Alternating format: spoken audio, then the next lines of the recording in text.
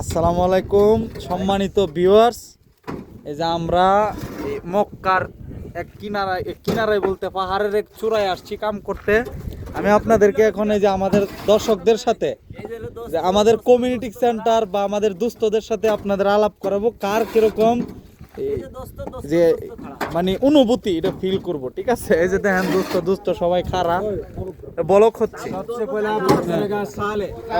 আমরা সর্বপ্রথম আমাদের উস্তাদ, আমাদের এমপি মানোনীত এই যে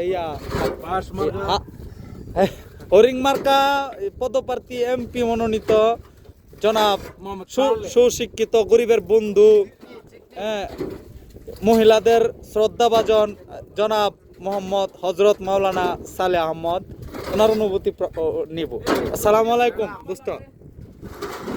আসসালামু আলাইকুম সালে ভাই। এই যে পাহাড়ের উপরে আসছেন কাম করতে, আপনার কি অনুভূতি? আমাদের নেতা পাগল হয়ে গেছে। এই যে সালে ভাই, হালার ভাই হালা বইয়া ইন্টারভিউ দিতেছে। আপনি বলেন, এই যে পাহাড়ের উপরে আসছেন কাম করতে, আপনার অনুভূতি কি? আপনি কিরকম ফিল করতেছেন? আর দুই কথা কও, লাইভ চলতে।